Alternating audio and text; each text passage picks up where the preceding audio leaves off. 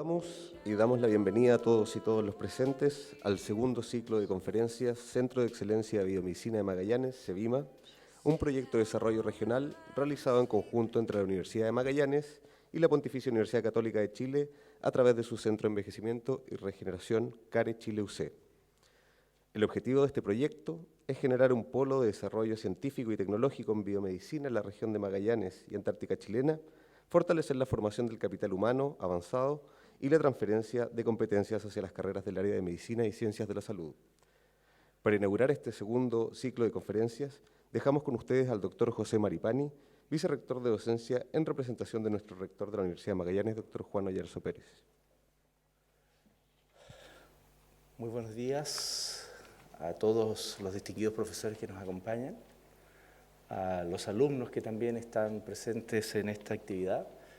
La verdad es que es un privilegio para nosotros poder contar con distinguidos profesores que han dedicado su vida a la investigación. Ese es un tema que no es menor. Está el doctor Nivaldo Inestrosa, que es Premio Nacional de Ciencias, está el doctor Víctor Fajardo, ex rector de la Universidad de Magallanes, está la doctora Brosnan también está el presidente de nuestra junta directiva. Es en este contexto entonces que podemos mencionar que nuestra universidad acaba de concluir un proceso de evaluación interna de lo que fue nuestro trabajo en los últimos 4 años de gestión. Pues estamos a puertas de renovar nuestra acreditación institucional. Una de las principales conclusiones a la que se ha llegado es que nuestra ubicación geográfica extrema y aislada nos hace vivir una paradoja, porque al mismo tiempo que complica nuestra labor de formación e investigación por falta de recursos y conectividad, hace que tenga mucho más sentido el desarrollarla en esta lejana región. Estar aislados nos da ventajas. Y el Centro de Excelencia de Biomedicina de Magallanes, que acaba de ser aprobado por el gobierno regional, lo demuestra. Porque si una idea como esta surgió, es porque conformamos una población pequeña y aislada, con un perfil sanitario definido, que cohabita con una biodiversidad capaz de soportar el riguroso clima antártico y subantártico. Como si la naturaleza diera al ser humano lo necesario para superar sus males. Los investigadores dicen que aquí crecen plantas que podrían enfrentar las enfermedades que nos caracterizan, lo cual no solo confirma que ser vivo y medio ambiente son una sola cosa, sino también que la ciencia es la mejor inversión que un país puede hacer. Otra buena idea es que la educación superior pública se alíe en pos del desarrollo sustentable. La Pontificia Universidad Católica tiene la experiencia en investigación biomédica de alto nivel a través de CARE Chile, y nuestra institución cuenta con tradición en recursos naturales y una ubicación privilegiada. Con estos ingredientes nace CEBIMA, uno de los 3 proyectos por desarrollar en el Centro Asistencial Docente de Investigación, CADIUMAG, que próximamente comenzará a construirse a un costado del Hospital Clínico. Agradecemos a propósito al Servicio de Salud de este espacio, pues nos permitirá ubicarnos en un sitio que estamos seguros se convertirá en un polo de biomedicina y formación profesional en la Patagonia. También estamos convencidos de que este trabajo científico será un gran aporte para nuestros estudiantes del ámbito de la salud, quienes podrán aprender de la atención de pacientes, de la investigación de sus patologías, del estudio de las posibles soluciones y de la observación de maestros de gran nivel, como los que hoy podrán escuchar en este segundo ciclo de conferencias del CEBIMA.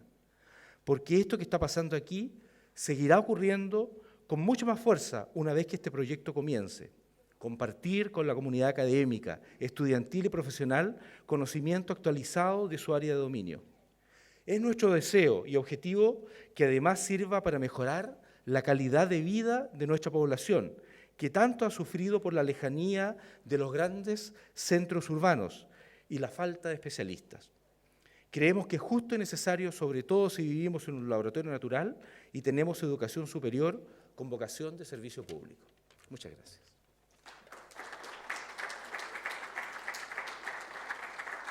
A continuación, tenemos el agrado de presentar a la doctora Francisca Bronfman Cáceres. La doctora Bronfman es bióloga de la Pontificia Universidad Católica de Chile y doctora en Ciencias Médicas de la Catholic University of Leuven en Bélgica. Cuenta con un postdoctorado en el Weizmann Institute of Science de Israel y actualmente es profesora asociada de la Facultad de Ciencias Biológicas de la Pontificia Universidad Católica de Chile e investigadora de CARE Chile UC. La conferencia de la doctora Bronfman se titula Infarto cerebral y plasticidad neuronal, importancia para terapias efectivas. Dejo con ustedes a la doctora Francisca Bronfman. Buenos días, muchas gracias por estar aquí. Estoy muy contenta de participar en esta segunda tanda de charlas en conjunto del Centro CARE con el próximo Centro CEVIMA. Hoy día les voy a hablar un poco, está de alguna manera relacionada con la charla del doctor Bio. Vamos a hablar un poco de infarto cerebral y plasticidad y cómo este concepto es importante para pensar en terapias que sean efectivas para la mejora de la recuperación funcional después de un infarto cerebral. Entonces, en mi laboratorio estudiamos mecanismos celulares y moleculares que permiten que la neurona permanezca sana y tenga la morfología adecuada para pertenecer a un circuito. ¿Y qué morfología es esa? Si ustedes observan acá, en este esquema, vemos que el sistema nervioso tiene que conectarse con todas las distintas partes del cuerpo humano, y eso implica entonces tener una morfología con prolongaciones que salen desde el cuerpo celular para conectar una parte y otra parte del organismo, ¿ya? Entonces, por eso cuando uno quiere definir a grandes rasgos el sistema nervioso, dice que es una red compleja formada por neuronas y glía. La glía, como la astroglía o la microglía, son células que forman también parte del sistema nervioso y ayudan a la mantención y a la función de las neuronas, ¿ya? Y la conectividad neuronal, como una neurona se conecta con otra, es muy importante para las propiedades que el sistema nervioso regula. Por ejemplo, las funciones mentales superiores, todas las funciones que tienen que ustedes usar día a día, y para la homeostasis del organismo, ¿sí? Incluyendo la hipertensión o la presión arterial, ¿sí? Entonces, la conectividad neuronal es regulada por unas proteínas que se llaman factores tróficos y que se preocupan de mantener a esta neurona en estado sano, conectadas unas con otras, con prolongaciones y ramificaciones, ¿cierto?, que le permiten recibir y procesar la información. Por ejemplo, acá tenemos una neurona que está emitiendo estas prolongaciones que son necesarias para conectarse con otras, ¿sí? Y estos factores tróficos facilitan este proceso. Y lo interesante es que son secretados, o sea, puestos a disposición de la neurona de manera dependiente de actividad de un circuito. Entonces, mientras más usamos un circuito, más, por ejemplo, el circuito motor, más factores son secretados en la vecindad de ese circuito y ese circuito resulta reforzado. Y esas son también las bases moleculares de distintos procesos como la memoria y el aprendizaje. Los primeros factores tróficos, ¿cierto?, fueron descritos hace ya más de 60 años atrás, y de hecho uno de los primeros factores tróficos descubiertos fue el NGF o factor neuronal, factor de crecimiento neuronal, y fue descubierto por Rita Levi Montalcini, que murió hace unos pocos años atrás con más de 100 años de edad, y ella ganó el premio Nobel en el año 86 por descubrir este factor junto con Stanley Cohen, que descubrió el factor de crecimiento epidermal, y entiendo que el doctor Alfonso González ha estado hablando acá del receptor de EGF y cómo este participa en cáncer. Entonces, en esos tiempos, hace hartos años atrás, mucho antes de que muchos de ustedes nacieran, empezó el concepto de moléculas que pueden afectar el crecimiento y la mantención de las células, ¿ya? Y estos son llamados factores tróficos. Estos factores tróficos están entonces en el cerebro, y quiero aquí representar una de las funciones de uno de estos factores tróficos que se llama BDNF. Es un factor trófico muy conocido porque, por ejemplo, hay muchos estudios que muestran que si hacemos ejercicio, aumenta este factor trófico en el cerebro y eso fortalece distintos circuitos importantes para la vida diaria, como los circuitos que regulan el ánimo, por ejemplo. Y entonces se dice que el BDNF puede funcionar como un antidepresivo.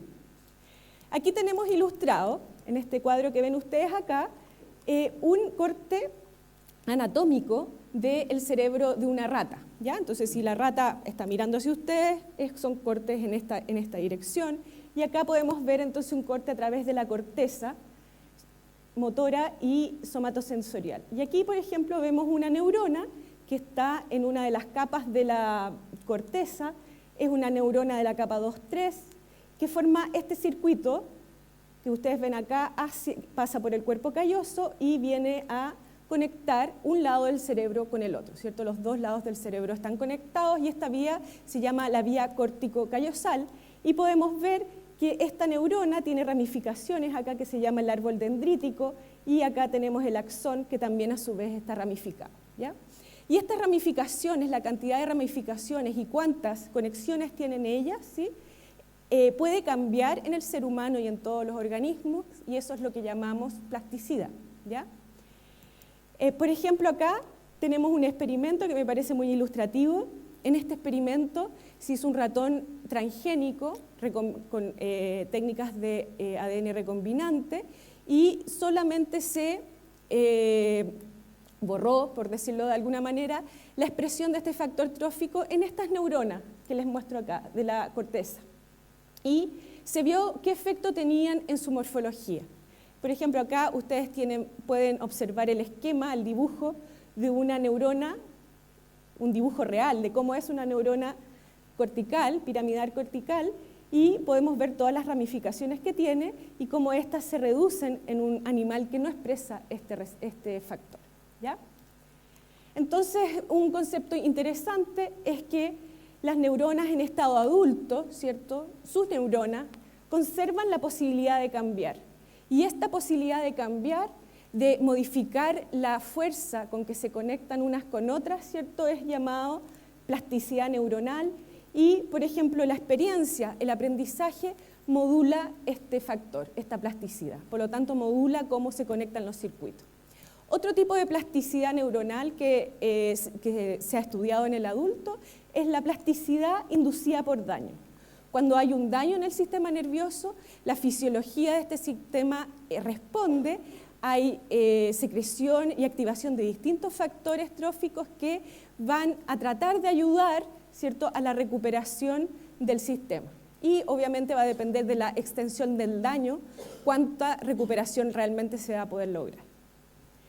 Entonces, en este contexto que a mí me interesó trabajar en un modelo de daño al sistema nervioso, que es el infarto cerebral, ¿cierto? El infarto... Ok, aquí les quería recalcar esta idea de la plasticidad en los circuitos, y esta plasticidad se ha observado en modelos de daño a la médula espinal, y aquí tengo un esquema que muestra cómo neuronas piramidales han sido dañadas y en rojito son proyecciones nuevas que se obtienen. Y se piensa que estas proyecciones nuevas que se obtienen son el correlato fisiológico de la recuperación funcional que se observa en pacientes con daños a la médula espinal, ¿ya? Entonces, por ejemplo, hay claras evidencias que el circuito motor, si tiene una lesión, ¿cierto?, no total, sino que parcial, tiene la capacidad de cambios plásticos que le permiten, por ejemplo, a un paciente que ha sufrido un daño a la médula espinal, recuperarse, ¿ya? Entonces, existe la posibilidad de que los circuitos se reorganicen. Ese es el concepto. Entonces, uno de los daños al sistema nervioso que me interesó a mí estudiar, como les decía, es el infarto cerebral. El infarto cerebral es un evento de gran importancia desde el punto de vista de salud, es una de las terceras causas de muerte aquí en Chile y en el mundo, y su prevalencia solo sigue en aumento. Las causas que favorecen el infarto cerebral, los factores de riesgo, son la hipertensión, la diabetes de tipo 2, la hipercolesterolemia y, cierto, la vida estresada que por lo menos vivimos los santiaguinos. Espero que ustedes acá tengan una vida más cómoda y calmada. El infarto cerebral, ¿qué es lo que es? El infarto cerebral es cuando falla el suministro de sangre a una región del cerebro, entonces no hay glucosa no hay oxígeno, y eso gatilla una serie de eventos deleterios para el sistema nervioso, sí, que implica la muerte de las neuronas y células que están en ese lugar, ¿ya? Entonces, es la falla del suministro a cualquier órgano, se llama isquemia, y esto entonces el infarto es una isquemia a una región del cerebro. ¿Cuáles son los tratamientos accesibles hoy en día para el infarto? Bueno, hay dos tipos de infarto, el infarto hemorrágico y el infarto, ¿cierto?, trombótico. El infarto hemorrágico básicamente tiene es menos común que el trombótico y tiene otro tipo de tratamiento. En el caso del trombótico, que es producido por un coágulo sanguíneo que no deja pasar sangre, ¿sí?, es tratado con trombolíticos, o sea, con moléculas que van a disolver este coágulo y van a permitir que vuelva el flujo de la sangre. Y también se han tratado de diseñar, y ya les voy a explicar por qué, drogas que sean neuroprotectoras, porque obviamente las neuronas empiezan a morir producto de la caída del suministro de glucosa y oxígeno a la región, ¿ya? Entonces, pero lo malo es que en la práctica estas estrategias son poco viables porque el paciente, para poder ser tratado con trombolíticos, tiene hasta 4 horas para llegar al hospital. Si no, ¿cierto?, básicamente este tratamiento no va a tener un efecto para la dolencia que está sufriendo en ese momento, ¿ya? Entonces aquí tenemos ilustrado la irrigación, ¿cierto?, de un cerebro humano, y vemos acá, entonces, esquematizado este cerebro, y podemos ver aquí en naranjo la lesión, ¿cierto?, que sería el lugar donde concretamente no llega oxígeno y glucosa, y ahí esas neuronas van a morir agudamente. Ahora, lo malo es que aquí, en esta región naranja, donde las neuronas están muriendo así rápidamente, se generan moléculas que son muy tóxicas para las neuronas vecinas. Y entonces este daño, a lo largo del tiempo, por ejemplo, horas y días hasta semanas después de sufrir el infarto, sigue expandiéndose hasta concretar un lugar de lesión, que es mucho mayor que el lugar que realmente sufrió la lesión, ¿ya? Esta zona de naranja que ustedes ven acá tiene un nombre y se llama penumbra, que es el tejido que está al riesgo de morir, pero que eventualmente, si hay un tratamiento, podría ser salvado, ¿ya? Entonces, el infarto cerebral tiene una fase aguda que finalmente se consolida, tiene un tiempo para consolidarse que va desde días a semanas, y una fase recuperativa, donde el sistema, una vez que se concreta todo este daño, empieza el sistema a tratar de reaccionar al daño y a recuperarse, ¿ya? Entonces hay una fase aguda, y esta fase aguda está caracterizada primero por daño neuronal agudo, y esto es producido por lo que llamamos la excitotoxicidad, y este es yo creo que es un término que muchos de los estudiantes pueden encontrar en sus libros. Excitotoxicidad se produce cuando hay una sobrecarga de calcio adentro de la neurona. Cuando hay mucho calcio, entonces se activan muchas proteínas, como lipasas, fosfatasas, nucleasas, que básicamente degradan las células, y entonces eso obviamente es tóxico. Y por otro lado, se producen sustancias radicalarias o radicales libres que van a oxidar, y eso significa perturbar la estructura de muchas proteínas, ¿ya? Y estas sustancias además pueden viajar, son solubles y pueden viajar, y son las sustancias que van a poner al riesgo las células que rodean al infarto, ¿ya? Este daño agudo produce un proceso de neuroinflamación que se caracteriza por una activación de la glía que rodea a las neuronas. Esta es la microglía, que es un tipo de célula inmune del sistema nervioso, y la astroglía, que es una célula muy importante porque es la que forma la barrera hematoencefálica en el sistema nervioso central y está siempre procurando que la neurona reciba la cantidad apropiada de alimento y sobre todo la protege de fenómenos de excitotoxicidad. Pero en el infarto, la astroglía es el primer tipo celular, ¿cierto?, que deja de funcionar, ¿ya? Y es una de las causas de la excitotoxicidad.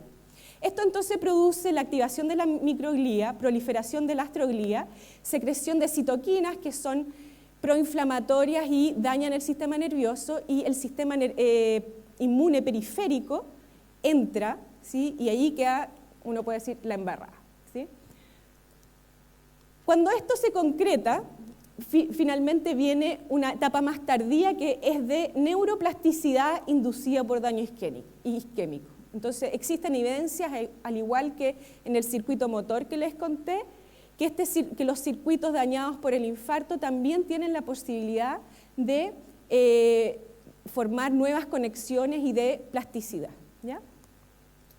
Entonces, en esta etapa existe un aumento de factores tróficos y por otro lado, una disminución de factores inhibitorios que no promueven la plasticidad. Ahora, quería comentarles un poco, y que tiene mucho que ver con lo de las terapias efectivas. La penumbra había sido descrita como una zona del cerebro donde ocurre un infarto, ¿cierto?, que está hipoperfundida pero no muerta, o sea, no, está con poco suministro de oxígeno, pero lo suficiente como para no morir. Pero esta es una zona que está activa metabólicamente y no está silente, está tratando de recuperarse, ¿ya? Entonces se dice que la penumbra no está muriendo pasivamente, sino que está tratando de recuperarse, y hay una nueva definición, que es una zona de transición entre muerte y reparación.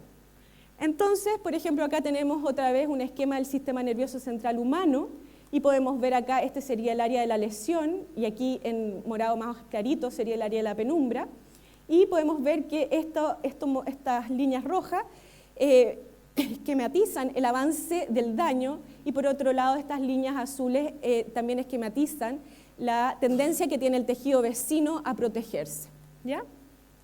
Y esta zona de penumbra también se puede, usando técnicas de imágenes, se puede observar en seres humanos.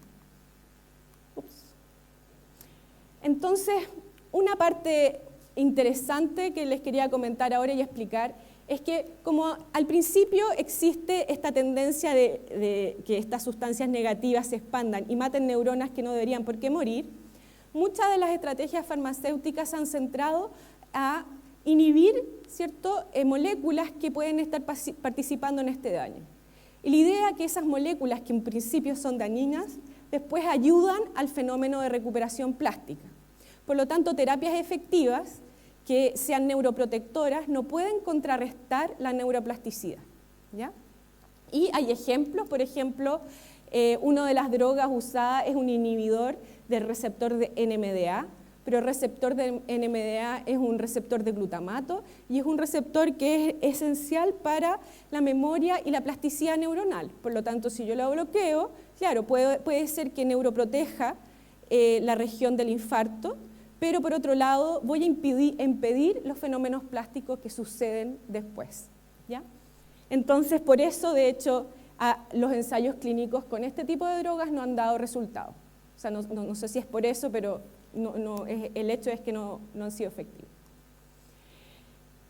Desde el punto de vista de cómo reacciona el sistema nervioso a un infarto, no es lo mismo que, por ejemplo, un trauma, ¿ya? El infarto, por las condiciones fisiológicas que se producen, genera una ventana de tiempo después del infarto donde el sistema nervioso es más plástico que lo normal, ¿ya? Y acá está ilustrado, acá está este mismo esquema que les mostré anteriormente del sistema nervioso de un murino, de una rata.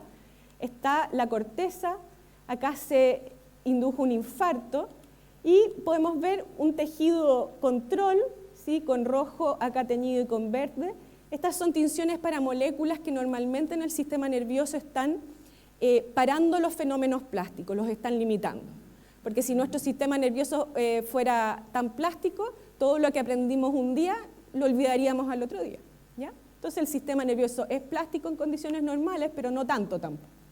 Bueno, estas moléculas, que son heparanes de condroitin sulfato, desaparecen de la región que está asociada al infarto, y a su vez aparecen moléculas que facilitan los brotes axonales y la plasticidad, ¿ya? Y acá también entonces quiero recalcar esta idea que existe un periodo crítico para la rehabilitación, y esto se ha hecho en experimento en ratas, ¿cierto?, donde hay modelos de infarto, y se ha visto que el entrenamiento de las ratas, por ejemplo, con ambiente enriquecido o haciéndoles como, poniéndolos como en una trotadora o con distintos test que los obligan a usar sus extremidades afectadas, estos ensayos aumentan la recuperación funcional después de un infarto, pero solo si son aplicados en un periodo crítico. Esto es, en el caso de la rata, entre 5 y 14 días después de la lesión. Ok, esto es otra diapo para ilustrarles la plasticidad del sistema nervioso después de un infarto. Aquí se ha realizado un infarto, como ustedes pueden ver, y a la vez se ha trazado con un trazador, con un marcador que marca los axones, este sistema córtico-callosal que les presenté en un principio. Este es un corte normal y podemos ver que cuando se inyecta acá, esta neurona proyecta a lo estriado, a ambos, y a la corteza contralateral. Bueno, estas proyecciones se ven aumentadas después de un infarto, ¿ya? Hay varios modelos de isquemia cerebral en rata. Nosotros nos hemos centrado en uno, que es la inyección de endotelina directamente a la corteza motora. La endotelina es un péptido que es un vasoconstrictor, y una de las ventajas de este modelo es que yo puedo lesionar la región anatómica exacta que yo quiero, ¿ya? Y es una ventaja con respecto a otros modelos como la sutura de la arteria cerebral medial. Aquí, por ejemplo, vemos ilustrado, hay mucha luz para que se note, pero estos son cortes que están teñidos con una tinción vital que tiñe la actividad mitocondrial, y si uno hace un infarto, esta tinción se pierde aquí en los bordes, ¿sí? Esto está graficado acá en cortes seriales coronales desde frontal hacia distal, y podemos ver cómo se expande la lesión, ¿sí? Cuando este péptido es inyectado en la corteza motora. Y esto obviamente se puede medir a través de test conductuales, que les voy a explicar al menos uno en el transcurso de... Entonces nosotros hemos decidido utilizar dos tipos de drogas.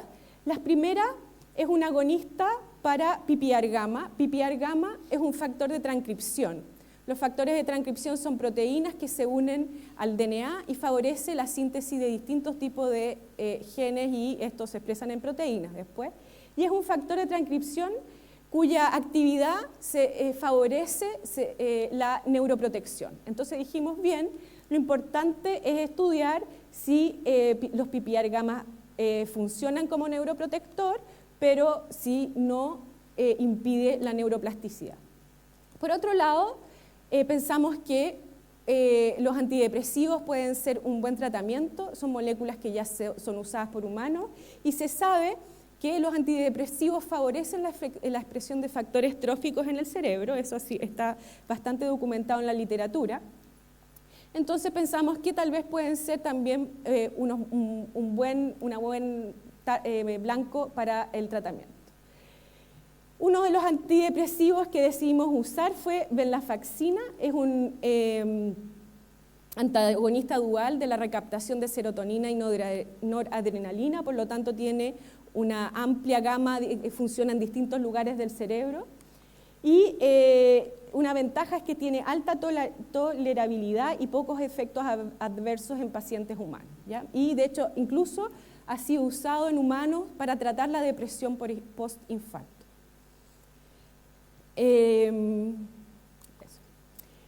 Por ejemplo, acá pudimos ver que la venlafaxina aplicada 3 horas después de producir un infarto reduce el volumen del infarto, por lo tanto eso quiere decir que es capaz de contener, ¿cierto?, la progresión de la lesión. Y esto se puede evidenciar en recuperación motora. ¿Cómo medimos esto? Lo medimos con un test que se llama Ladder Run, que es una escalera horizontal y que tiene fierritos. Y la rata, como ven ustedes acá, tiene que caminar sobre estos fierritos agarrándose, y cuando tiene impedida una de las patitas por un infarto que es unilateral, por lo tanto se impide solo una extremidad, entonces se comete errores, y esos errores en inglés se llaman faults, que es lo que está graficado acá. Entonces después de un infarto, ¿cierto?, 3 días después se hace este test y se ve que cometen mucho más errores que, por ejemplo, ratas que fueron operadas pero que no se inyectó el péptido vasoconstrictor. Y podemos ver que la venlafaxina facilita este proceso. O sea, después de 4 semanas después del infarto, la cantidad de errores que comete una rata tratada con venlafaxina son menores que los que comete una rata que no fue tratada.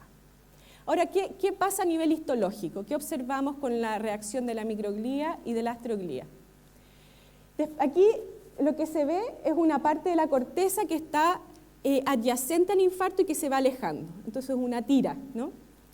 Acá está más cerca el infarto y acá está más lejos. Y esto es lo que se observa en una rata que no sufrió un infarto y se observa un aumento de la astrogliosis cuando ocurre un infarto. Y esto se reduce con la venlafaxina.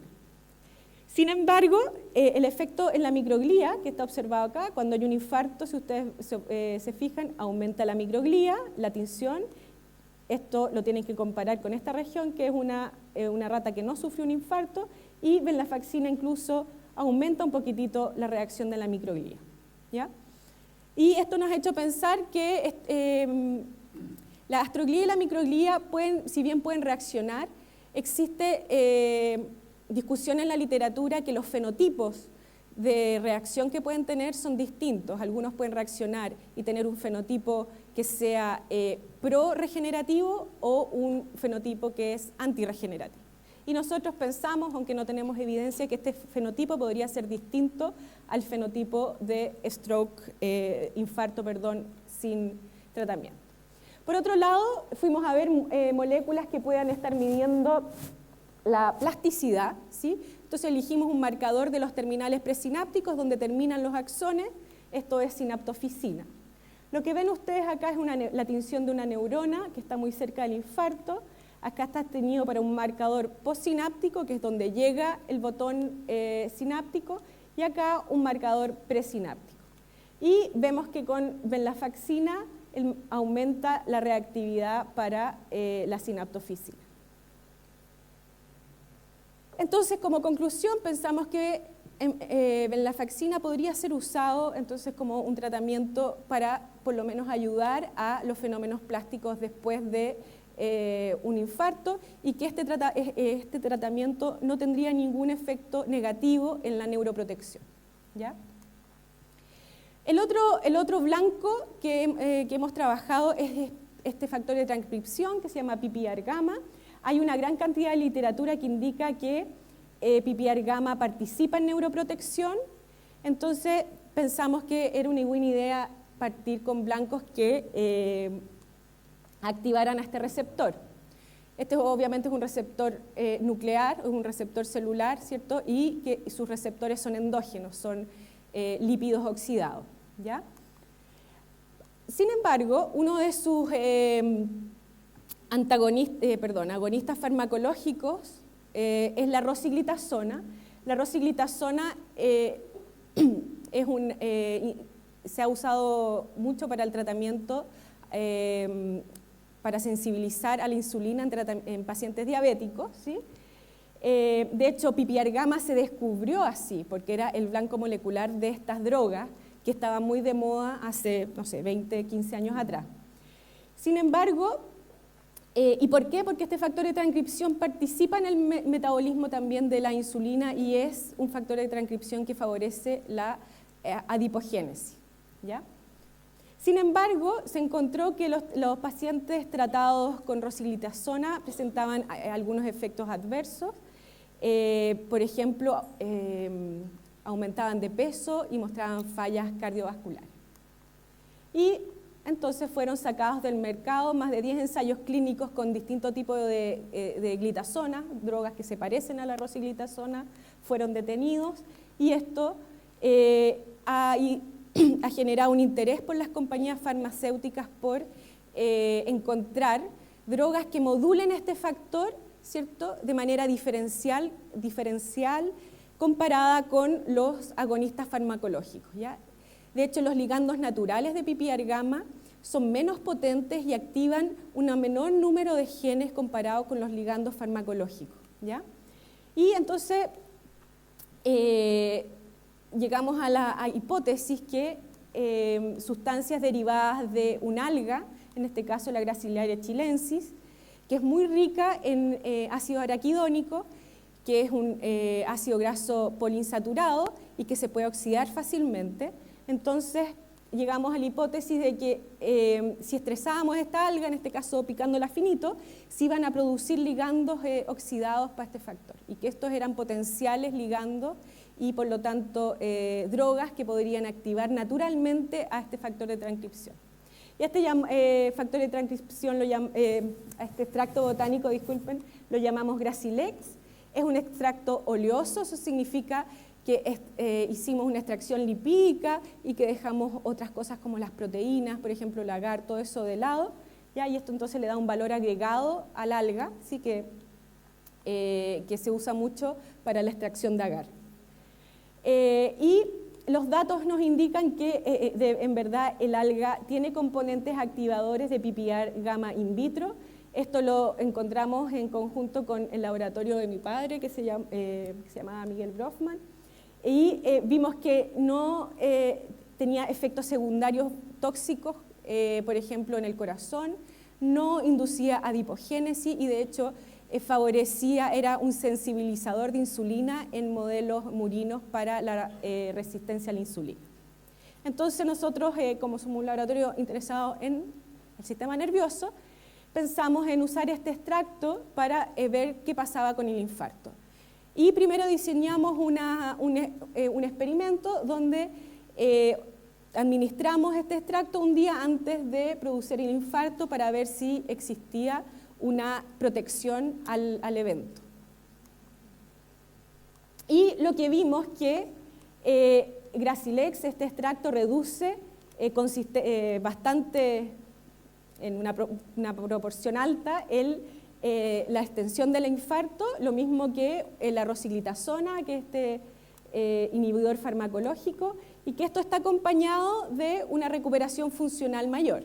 Por ejemplo, acá vemos que 3 días después del infarto, ¿cierto? Todos los animales infartados cometen errores, y esto está comparado con la línea aquí azul, que es una rata que no sufre un infarto.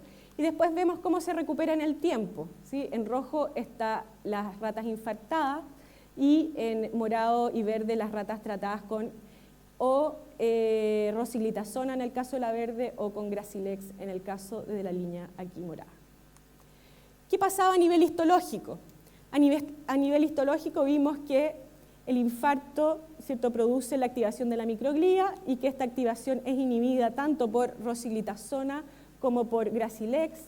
Por otro lado, vimos que rosiglitazona inhibe la proliferación de la astroglía, pero no Gracilex. O sea, en ese sentido se ve que son que estos ligandos, potenciales ligandos de PPAR gamma que tiene Gracilex actúa distinto que la rosiglitazona. Y fuimos a ver cuál era el fenotipo de estos astrocitos y pudimos ver que aunque Gracilex aumenta la cantidad de astrocitos, y eso fue cuantificado, la morfología comparado con los astrocitos reactivos de un infarto sin tratamiento es distinta. Acá, por ejemplo, tenemos infarto sin tratamiento y acá tenemos infarto con tratamiento con esta droga botánica y vemos que la morfología, los astrocitos, las prolongaciones son un poquito más cortas, más tenues, no son tan largas y como interrumpidas como los astrocitos reactivos de un infarto normal, ¿ya? Y acá hay una ampliación de esta microfotografía. Bueno, hasta aquí llegamos. Entonces, en conclusión, también tenemos una droga que tiene potenciales ligandos para PPAR gamma. Ahora estamos tratando de fraccionar esto y tratar de identificar cuáles son estos ligandos. Y ambas drogas, ¿cierto?, no tenemos evidencias de que son neuroprotectoras y que también facilitarían los procesos neuroplásticos. Tenemos otros trabajos que muestran que PPAR gamma de hecho favorece la regeneración axonal en otros tipos de modelos. Y bueno, con esto quería terminar agradeciendo a las personas que realizaron el trabajo. Rodrigo Cepeda y Valentina Contreras hicieron sus tesis en el estudio de venlafaxina y infarto cerebral. Claudia Pisani, Katy Stack, Oscar Lazo, Rocío Orellana, Angélica, Yasmín Salvatore y Karen Fuensalida han trabajado o están trabajando en el proyecto de Gracilaria, Gracilex y sus efectos regenerativos en el sistema nervioso. Así que con eso los dejo listos para preguntas. Bueno, felicitaciones también, muy interesante. Yo tengo una consulta, Francisca. Tú hablabas de toxicidad radicalaria y mencionaste que los radicales libres eran de calcio. Pero, No son de calcio, hay dos cosas. Uno es la sobrecarga de calcio, que efectivamente induce, hay activación de la ENOS, es bien complejo, pero las especies radicalarias son las clásicas especies radicalarias de oxígeno, óxido nítrico, peróxido, claro. Eso es lo que te iba a decir. Sí, sí. Aunque están relacionados, o sea, la sobrecarga de calcio... Muy importante los radicales libres de oxígeno, que son los que causan mucho daño. Sí. Y desde ese punto de vista, la venlafaxina me da la idea que es una sustancia altamente antioxidante. Y eso eliminaría los radicales libres de átomos de oxígeno que andan dando vuelta, que es una teoría que tenemos también cuando estudiamos algunos problemas que yo lo voy a mencionar de la diabetes, que también supuestamente los islotes se destruyen por radicales libres.